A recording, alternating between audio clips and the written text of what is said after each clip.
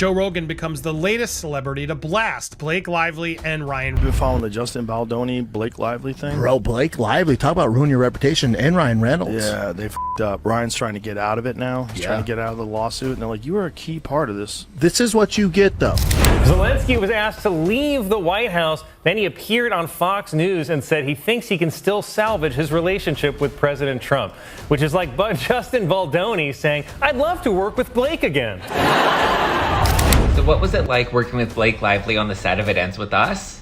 Justin Baldoni dropped a number of text messages with crew members detailing just how difficult Blake Lively was to work with. Ryan Reynolds, known for his quick wit and charming personality, has reportedly been left stunned after Joe Rogan made surprising allegations involving Reynolds' wife, Blake Lively. According to Rogan, Lively may be involved in a hidden agenda that could potentially impact Reynolds' reputation and career. The claim has rippled through Hollywood, sparking intense speculation and leaving fans questioning what might lie beneath the surface of the couple's seemingly perfect marriage. As rumors continue to swirl, many are watching closely to see how Reynolds is responding to the unexpected controversy and whether any clarity will emerge regarding Rogan's bold statements. Ruin a guy's livelihood by using the Me Too movement? Because they were trying to take over the movie. Yeah. They were trying to take over the movie and the whole franchise. He owned the franchise. They're the whole man. thing's crazy. They're and he's suing the New York Times, and he's got a great case He's there, going hard too. in the paint. But He that's should. what it takes. That's what it takes. It's like Johnny Depp. Yeah. He's like, all right. Yeah. He did for the boys. Exactly. You got to do it. You need real motherfuckers to be like, nah, man, I ain't going out like this. Yeah, especially a guy like that who's like known as being like this really sweet, nice guy. Yep. And then he's like, all right, Dude, enough. he posted the receipts. Oh, He's like, the oh, receipts are remember our crazy. text exchange? Bah, bah, Well, how about she bah, told bah. him to to come into the dressing room while she was breastfeeding, With a fine and then ass. part of the complaint was that he came into the dressing room while I was breastfeeding. Like, you literally have a text exchange back and forth. They just never thought that anybody was going to come out with the receipts. Because no one's ever done it, because everyone usually just bows Because everyone's down. scared. Yeah. Because Ryan Reynolds A-list, Blake Lively A-list. Like, they're the queen. Joe Rogan recently weighed in on the legal tensions involving Blake Lively, Ryan Reynolds, and filmmaker Justin Baldoni.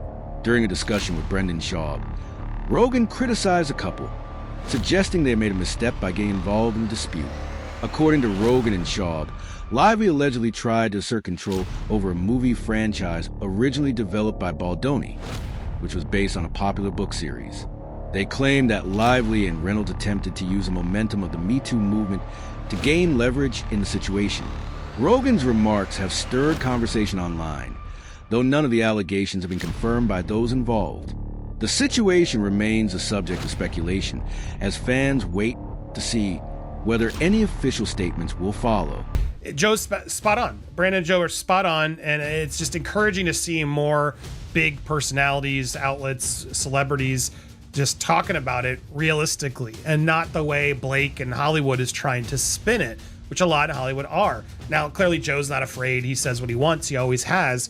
But still, it's still a massive, big platform, and to see him out there talking about it honestly and actually sharing the proper facts can't help Blake and Ryan. They must not like seeing such big personalities and people with so much sway, but being out there calling it out for what it is, because let's be honest, Hollywood doesn't like that. They don't like us being honest. They don't like us telling you the truth. They try to to massage everything into their narrative. The legal battle between Blake Lively and filmmaker Justin Baldoni continues to intensify as their dueling lawsuits head toward a March 9th, 2026 trial date. Meanwhile, high-profile figures, including Ryan Reynolds, the New York Times, and publicist Leslie Sloan, are seeking to distance themselves from Baldoni's escalating $400 million defamation and extortion lawsuit. Judge Louis J. Lyman has characterized the situation as a clash largely driven by competing PR strategies, underscoring how deeply entangled the parties' public-facing narratives have become. As the case moves forward, industry watchers anticipate even more revelations in what has become one of Hollywood's most closely followed legal feuds. Now, Baldoni's lawsuit is 179 pages. So, in case you don't have time to read through it all, I want to read you a direct quote from the complaint that essentially summarizes everything that Baldoni is alleging. He says, "Lively wields immense power as one of the world's best-known celebrities. She set out to destroy plaintiffs' livelihoods and businesses if they did not bend to her incessant demands. And Bradley Cooper, you know for a fact, Brian Friedman is coming for all of them in the depositions. Now, why might Khaleesi and her dragons want to delay the discovery process? One theory is that we have another simple favor. The official premiere is coming out soon, so we may not want to taint that any further, right? Oh, but there's a bigger reason we may want to delay this process. This very, very messy process. Bigger than another simple favor, Ryan Reynolds' company is about to go public. Sounds like a very lucrative deal. Now, we wouldn't want to hurt any chances of a really big sale by having messy details about this messy lawsuit come out. Might also be why Ryan Reynolds came out so hard, doubling down on calling Justin Baldoni a predator in his motion to dismiss this week. I don't know, just a theory, but the timing's a little convenient. Am I right? Of all of them, I would say the New York Times has the strongest chance of getting their motion to dismiss granted because there are special privileges that the press does have, and we're learning how they, in my opinion, abuse those privileges, but they have the strongest case in a motion to dismiss, in my opinion, but we'll see. I doubt Blake or Leslie Sloan or Ryan Reynolds will get dismissed. The New York Times might, but I'm predicting Brian Friedman's going to come back swinging pretty hard to keep them in this. We'll see. However, Joe Rogan has stirred further controversy by mocking Ryan Reynolds over his March 18th dismissal motion, implying that Reynolds and Blake Lively may have had hidden motives for getting involved with It Ends With Us. Rogan speculated that the Hollywood couple hoped to take control of the entire film franchise, though there is no evidence supporting this idea beyond Baldoni's own sarcastic comments. The remarks have added yet another layer of speculation to an already contentious situation. Brian Friedman, Justin Baldoni's attorney, has just shot back at Blake Lively's motion to dismiss. Blake is abusing the legal system. 3 exclamation points. Brian Friedman tells TMZ Ms. Lively's recent motion to dismiss herself from the self-concocted disaster she initiated is one of the most abhorrent examples of abusing our legal system. Friedman says stringent rules are put into place to protect the innocent and allow individuals to rightfully defend themselves, while noting laws are not meant to be twisted and curated by privileged elites to fit their own personal agenda. Court of public opinion has already spoken. Everyone's upset at Blake Lively. They're upset at Ryan Reynolds. She's a unique defendant in this case where she's going to be able to use this brand new shiny law. There's not a whole lot of cases that have been decided on it, but it looks very broad. And the way that it's been given, I mean, I have to think that Justin Baldoni's team is looking at this. Of course, they're going to come out publicly and say this is a bunch of nonsense. You know, this is not a big deal. But if I was the lawyer representing Justin Baldoni on this would be a punch to my gut today. I would be going, uh-oh, what are we going to do with this? It's a legal judo move for sure on the part of Lively and Baldoni and Friedman and their team. They got to take it very seriously. And I'm sure that they're going to have arguments and they're going to mount a good defense. The Howie Mandel Does Stuff podcast, hosted by comedian Howie Mandel and his daughter Jacqueline Schultz, recently featured a segment titled Dr. Phil Weighs In on Justin Baldoni versus Blake Lively. In the episode, comedian Adam Ray performs a playful impersonation of Dr. Phil to humorously dissect the ongoing legal feud between actors Justin Baldoni and Blake Lively. The sketch offers a satirical spin on the situation, adding comedic relief to an otherwise serious set of allegations. Whose side are you on? Well, Baldoni looks like, what's the word? He's got like a, you remember going to school with that kid that always like, raised his hand real quick in school for extra credit? Yeah. But then he also like hit on the recess teacher, remember? And she was like 35 and he was 12. Right. But she still was like, well, my husband's going to be gone next week, so maybe come over and make a play kickball. But oh, now I remember. Yes, I do remember. Baldoni was the hot kid that could fuck a teacher. So he's got that in his head on a movie set, which is, as Gizmo said, yeah. Lively's complaint details several allegations of misconduct by Baldoni during production of It Ends With Us, accusing him of creating a hostile work environment. According to the filing, the alleged behavior includes displaying inappropriate content, openly discussing personal intimate matters and making unsolicited comments about Lively's body and weight. She further claims that after she raised concerns, Baldoni and the production company, Wayfarer Studios, retaliated by launching a smear campaign intended to damage her reputation. These claims remain part of the ongoing legal dispute and have not been proven in court.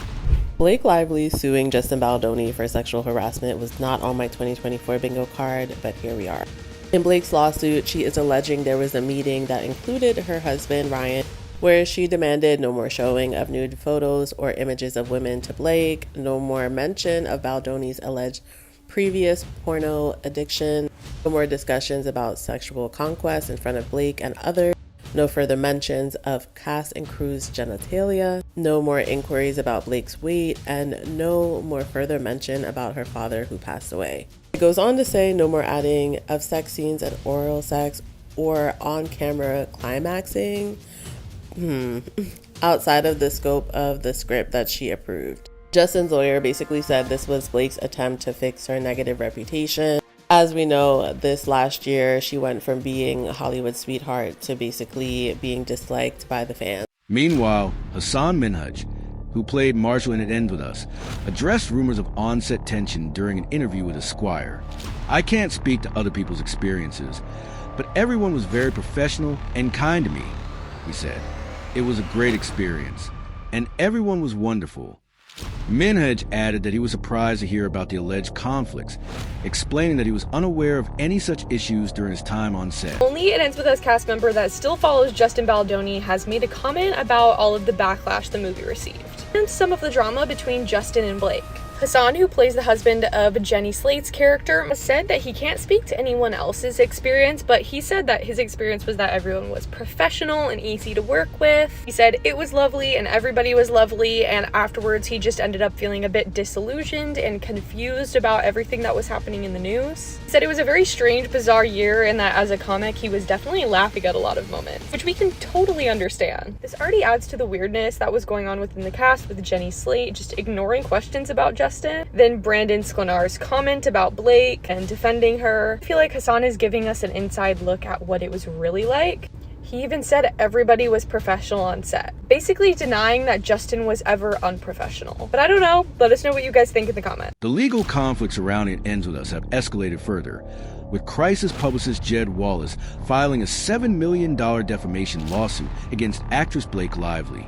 Wallace, who owns a Texas-based Firm Street Relations, claims that Lively falsely accused him of coordinating a digital smear campaign against her, allegedly causing substantial damage to both his reputation and his business. Adds yet another layer of complexity to the ongoing dispute between Lively and her co-star and director Justin Baldoni. Lively's legal team has characterized Wallace's claims as retaliatory, arguing that the suit is merely a response to her earlier misconduct and retaliation complaint filed against Baldoni. They contend that Wallace's lawsuit lacks merit and say they expect it to be dismissed. Wallace has maintained that he had no part in any negative PR tactics against Lively, which it was interesting that her defense basically was like, oh, this is nothing, it'll get dismissed, yada, yada, yada, because in her filings, they said that Wallace was the one who weaponized a digital army. I don't know if that's a direct quote, but right. Lively's legal filings describe an incident in which she claims a man entered her room without permission while she was breastfeeding. However, conflicting accounts suggest that Lively may have actually granted permission for him to enter. The discrepancy highlights how different perspectives can emerge in high-stress production environments, raising questions about the accuracy of various allegations and the potential for the production world. And for further proof, here's her IMDb. Seems to be under her maiden name. Says she's known for Barbed Wire TV, which obviously that's even her account name. Under projects, you'll see A Simple Favor. She was the 4th assistant director. So not only did we learn that she quit, but apparently she made many people cry behind the scenes, allegedly. Baldoni's lead attorney, Brian Fredman, has maintained that his client's career has suffered significant damage due to the ongoing legal battle with Blake Lively. Joe Rogan has continued to defend the director, highlighting Baldoni's public release of alleged text messages and emails, which Rogan claims demonstrate a deliberate effort to undermine Baldoni's reputation. Fredman's legal team even created a website featuring a detailed 168-page timeline of events, though a judge later questioned whether this action may have violated federal court procedures. Despite these legal complexities, Rogan asserts that Baldoni remains in a strong position, noting the high-profile status of both Ryan Reynolds and Blake Lively in the dispute. Statement to TMZ, Friedman reiterated, as we said yesterday in response to Mr. Reynolds' same cowardly measures, we will continue to hold Ms. Lively accountable for her actions of pure malice, which include falsely accusing my clients of harassment and retaliation. Friedman summed it up by saying Blake's fantastical claims will be swiftly debunked as discovery moves forward, easily disproved with actual evidentiary proof. Are you going to sue Blake Lively too? Into oblivion, Megan. Wait till you see this lawsuit. It's all going to be based on evidence. It's not going to be just a lawsuit.